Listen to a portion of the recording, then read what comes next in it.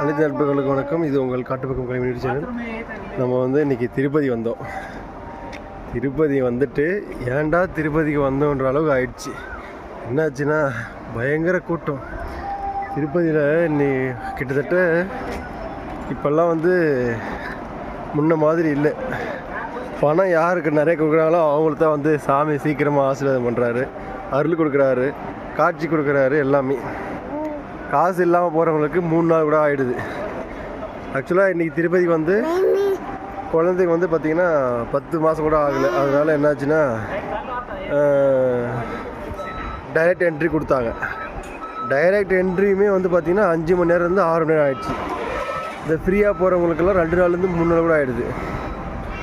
திருப்பதி கோயிலுக்கு வரணுமான்ற அளவுக்கு சலிப்பாயிடுது. அது மாதிரி ஒரு வெறுப்பு கூட ஆகிடுச்சு இன்றைக்கி. அந்த அளவுக்கு யாருக்கிட்டே ஒரு ஹெல்ப் கேட்க போகிறோன்னா அந்த எல்லாருமே ஒரு பிஸ்னஸ் மைண்டை தான் பேசுகிறாங்களே தவிர யாருமே ஹெல்ப் நம்ம கேட்குற கேள்வி கரெக்டாக பதில் சொல்கிறதில்ல.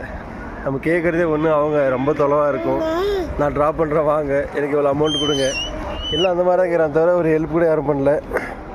அதையும் தாண்டி பயங்கரமாக வெயிட் பண்ணி குழந்தைய வச்சுட்டு திருப்பதிக்குள்ளே போகிறது ரொம்ப சிரமமாக இருக்குது. திருப்பதிக்கு வர்றதுக்கு முன்னாடி எல்லாம் விசாரிச்சுட்டு வாங்க, நீங்கள் பாட்டுக்கு வந்துடாதீங்க. 3 நாள் ஆகும்னு சொல்லியிருக்காங்க.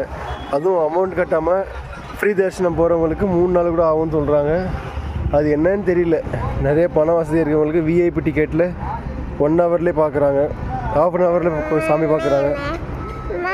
300 ருபீஸ் கட்டுறவங்க ஒரு 6 ஹவர்ஸ் 7 ஹவர்ஸ் வெயிட் பண்ணி பார்க்குறாங்க. பணமே கட்டாதவங்க 3 நாள் வெயிட் பண்ணி பார்க்குறாங்க. கடவுள் கூட இப்போல்லாம் காசுக்காக தான் வேலை செய்யாது. கடவுளுமே இப்போ யார் கஷ்டமாக இருக்கிற நேரத்தில் போய் நம்ம சாமி பார்க்குற மாதிரி இல்லை. நம்ம சாமி டிக்கெட் புக் பண்ணணும், அவங்க கொடுக்குற டேட்டுக்கு நான் போய் சாமி பார்க்கணும். அதாவது சாமி கூட இப்போ வியாபாரமாக தான் பார்க்குறாங்க. சாமியும் வியாபாரம் ஆயிடுச்சு.